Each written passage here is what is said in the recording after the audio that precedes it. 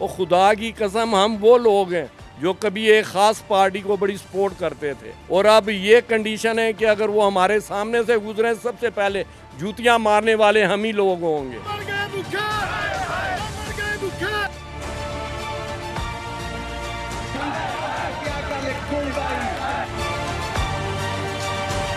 ये वही लोग हैं जिनको हमने अपने सरों का ताज बनाया हुआ था। आज खुदा की कसम यही लोग इधर मार्केटों से गुजरे, इनका गोश्त नहीं इनके जिस्मों पर बचेगा।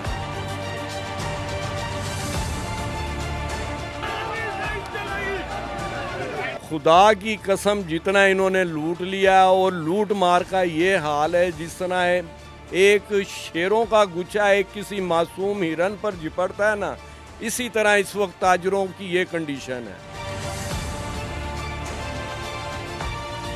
अस्सलाम वालेकुम नाजरीन, मैं हूं अहमद रियाज बलोच और आप देख रहे हैं WM न्यूज़। नाजरीन, पूरी दुनिया में जहां पर इन्फ्लेशन की सतह ऊपर और अरूज पर जा रही है, वहीं पाकिस्तान में भी ताजिर कम्युनिटी इन्फ्लेशन की वजह से जहां पे परेशान है, वहीं दूसरी जानिब हुकूमत की तरफ से आए दिन एक नए टैक्स की वजह से शदीद तहफ़्फ़ुज़ात रखती है, और अवाम के साथ साथ ताजर बरादरी भी इससे इतना तंग आ चुकी है कि वो हर दूसरे रोज़ एहतजाज की कॉलें देती है और हर दूसरे रोज़ ये कहती है कि हम अपने कारोबार बंद कर देंगे अगर हुकूमती सतह पर लगाए गए टैक्स वापस ना लिए गए।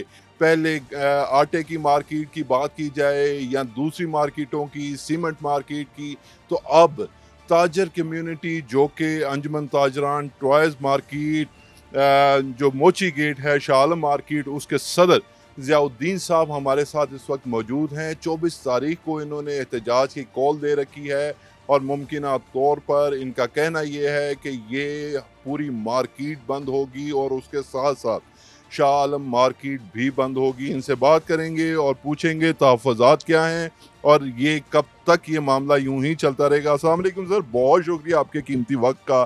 फरमाइएगा, एहतजाज का मकसद क्या है और ये एहतजाज क्यों कर कीजिएगा? सबसे पहले तो भाई मैं आपका मशकूर हूँ, आपने अपना कीमती टाइम हमें दिया। दूसरे नंबर पर जहाँ तक ताल्लुक़ है स्ट्राइक का, स्ट्राइक तो बहुत पहले ही ये अमल में आ जानी चाहिए थी। जो मुल्की हालात हैं इस वक्त, हालात ये हैं कि हर शाख पे उल्लू बैठा है, अंजाम गुलिस्तान क्या होगा।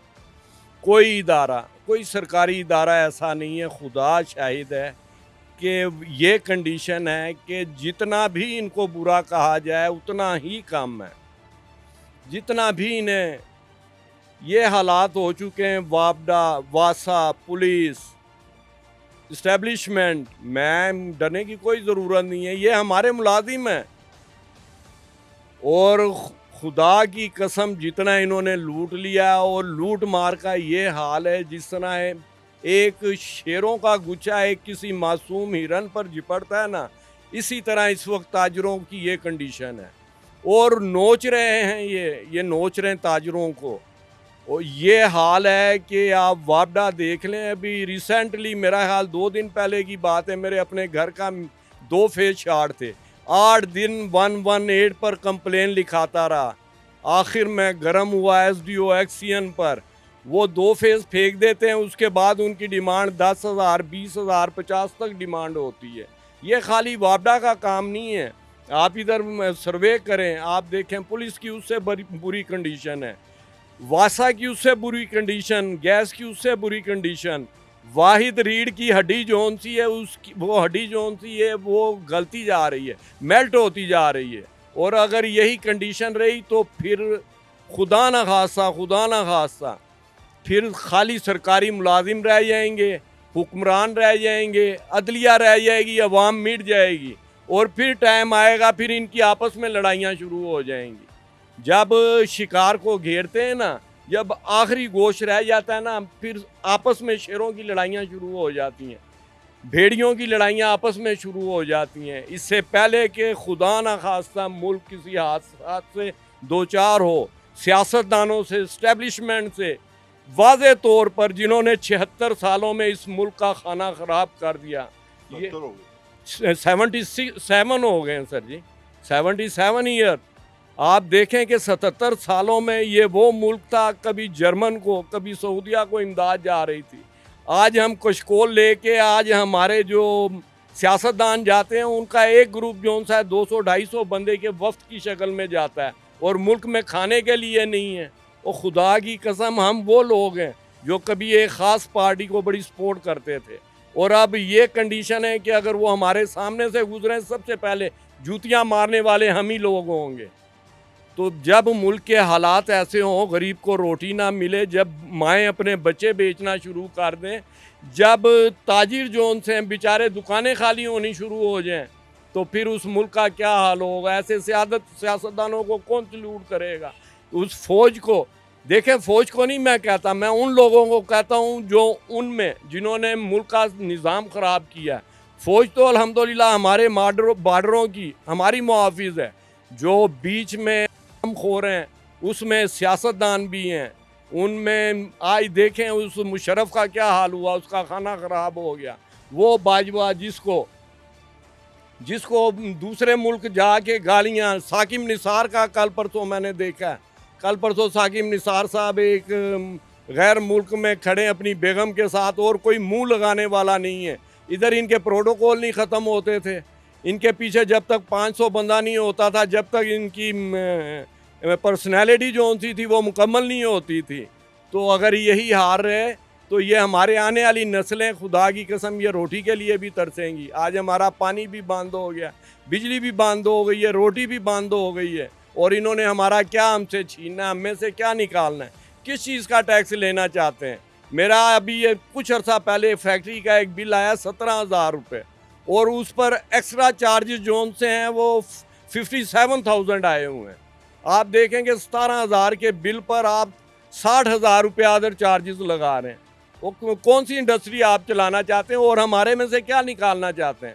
हमारी कंडीशनें देखें क्या हो गई हैं। इसके बाद हमसे देखें सरकारी इदारे और हुकूमतें और अदलिया हमसे क्या चाहती हैं, क्या मुतालबात चाहती हैं। बट साहब जो हुकूमत विद होल्डिंग टैक्स पे लगा रही है, अपना मज़ीद टैक्स को बढ़ा रही है, उसमें तहफ़्फ़ुज़ात क्या हैं, आप वो बताएं कि हुकूमत किस चीज़ को रिटर्न करे या पीछे करे तो आपके मामलात मुज़ाकरात हो सकते हैं।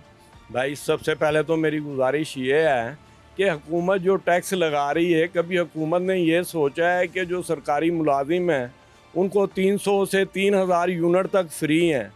क्या वो इस मुल्क के ठेकेदार हैं, इस मुल्क के माँ बाप हैं जिसमें हर सरकारी इदारे जो उनसे हैं उनके साथ, और ताजिर ने क्या इनको इनकी खुदा ना खास्ता इनके साथ कोई बुरा किया है कि ये विद होल्डिंग टैक्स, हर चीज़ पर टैक्स, हम हर जो चीज़ ख़रीद रहे हैं उस पर हम टैक्स दे रहे हैं। अच्छा बट साहब वो ये भी कह रहे हैं कि चूँकि इस हवाले से कैश की जो आमदोरफ्त है वो ज़्यादा होती है तो उसे ब्लैक मनी को वाइट करने के लिए वो टैक्स लगा रहे हैं। और मेरे प्यारे भाई जब मनी होगी तो वाइट और ब्लैक होगी ना। जब ताजरों की जेब में मनी नहीं होगी तो उसको ब्लैक और वाइट क्या करेंगे। पहले तो उनको सहूलत दें। मुझे खुद इधर 30 साल हो गए, मैं फाइलर हूँ और एक गाड़ी जो कंटेनर आती है उस पर हम 8 से 10 लाख रुपया एक्साइज देते हैं, इनकम टैक्स देते हैं, सेल टैक्स देते हैं, अदर टैक्स देते हैं, ज़िला टैक्स देते हैं और उसके बाद फिर हमारे पास माल आता है। और जब वो माल आता है, अभी माल उतर रहे होते हैं तो कस्टम के जो पुलिस वाले हैं वो इस तरह कंटेनर का तवाफ़ करते हैं जैसे उनके बाप का कंटेनर है। रिश्वत भी देते हैं। रिश्वत सर जी वो तो लाजमी हो गई है। पाकिस्तान में जायज़ जो है वो रिश्वत हो चुकी हुई है। आप कभी मौका दें, मैं आपको दिखाऊंगा, विद प्रूफ दिखाऊंगा। कोई ऐसा इदारा नहीं है, हम खुला और ओपन कहते हैं, हमारे साथ मुज़ाकरात करें, हम बताएंगे किधर करप्शन है, कौन कहता है करप्शन नहीं है। लेकिन बट साहब ये फरमाइएगा कि ये जो आपकी मार्केट है, यहाँ पे जो आपका रोज़गार है वो किस तरह से चल रहा है? क्या गाहकी है, क्या गाहक आ रहे हैं या गाहक बुकिंग करवा रहे हैं, या और दूसरी मार्केट चूँकि आप सदर हैं मार्केट के, तो क्या हालात? मेरे प्यारे भाई, क़ुव्वत ख़रीद ही नहीं होगी तो कस्टमर कैसे आएगा मार्केट में। क़ुव्वत ख़रीद ही नहीं है, लोगों की जेबों में पैसा ही नहीं है, कस्टमर मार्केट में है ही नहीं। सिर्फ चंद फ़िज़ा इधर जो सी घूम रही है, टैक्स की घूम रही है। ओ भाई टैक्स हमसे कहाँ से लेना है जब कस्टमर ही नहीं होगा, लाइट ही नहीं होगी, इंडस्ट्री नहीं होगी। हमें कुछ आप डिलीवर करेंगे तो हम आपको देंगे ना टैक्स। हमारे पास आ ही कुछ नहीं रहा। बिजली 100 रुपये से ज़्यादा इंडस्ट्रियल बिल आ रहा है, तो आप उस पर कौन सी इंडस्ट्री है जो उस पर आप चलाएंगे? और गवर्नमेंट क्या, गवर्नमेंट अंधी है, गवर्नमेंट को नहीं नज़र आ रहा है गवर्नमेंट क्या कर रही है, क्या चाहती है गवर्नमेंट? ये वही लोग हैं जिनको हमने अपने सरों का ताज बनाया हुआ था। आज खुदा की कसम यही लोग इधर मार्केटों से गुजरे, इनका गोश्त नहीं इनके जिस्मों पर बचेगा। ये हालात अवाम इतनी आजिज़ आई हुई है इन लोगों से।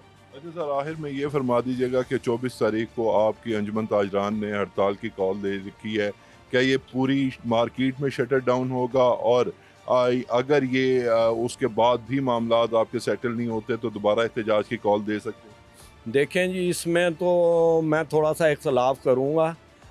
अगर तो हम ताजिर मुत्तहिद हो जाते हैं ना, तो मैं कहता हूँ कि कोई भी पाकिस्तान की ताकत ऐसी नहीं है जो इनको ख़त्म कर सके।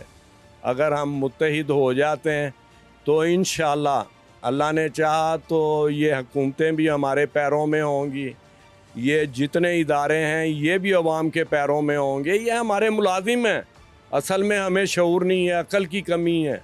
अगर ज़रा अवाम ने जिस तरह वो आपने शेर सुना हुआ है ना कि इंसान को बेदार तो होने दो, हर शख्स पुकारेगा हमारे हैं हुसैन। तो अवाम को बेदार, अवाम बेदार तो हो चुकी हुई है, सिर्फ़ एक चिंगारी की ज़रूरत है। और खुदा ना खास्ता वो चिंगारी भड़क गई तो बांग्लादेश तो कुछ भी नहीं है। इन्होंने अभी पंजाबियों का और पठानों का गज़ब नहीं देखा। जब इनके हाथ होंगे और इनके गिरेबान होंगे और फिर इंशाल्लाह भागने का किसी को मौका नहीं मिलेगा पाकिस्तान से। ये अपने ज़हन बना लें, इससे पहले कि अवाम के हाथ इनके गिरोबानों तक आ जाएं, इनको होश के नाखून लेने चाहिए। अब पानी सर से टप चुका हुआ है और अब हद हो चुकी हुई है। हज़रत उमर फ़ारूक रज़ी अल्लाह ताला अन्हों का कौल है कि जुल्म की हुकूमत नहीं चल सकती, कुफर की हुकूमत चल सकती है। इस वक्त वही दौर है, इस वक्त जुल्म का दौर है।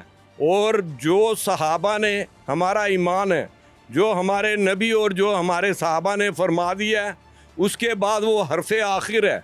और जिस दिन ताजिर निकल गया उस दिन ना किसी अदलिया को रास्ता मिलेगा, ना किसी सियासी बंदे को, ना किसी इस्टेब्लिशमेंट को, और कोई भी सरकारी इदारा ऐसा नहीं बचेगा जो इनके हाथों से बच के निकल जाए। बहुत शुक्रिया एक बार फिर इस्लाउद्दीन भट्ट साहब का, जिन्होंने इतनी तवील गुफ्तगू में हमें समझाने की कोशिश की कि किस तरह से ताजिर तबका जो है इस वक्त जो है वो इंतहाई परेशानी का शिकार है। अहमद रियाज बलोच को इस दुआ के साथ इजाज़त दीजिए कि अल्लाह ताला हुकूमत वक्त को इस काबिल बना दे कि वो इनके मुतालबात, जायज़ मुतालबात को सुने, समझे और उसे हल करने की कोशिश करे। अल्लाह निगहबान।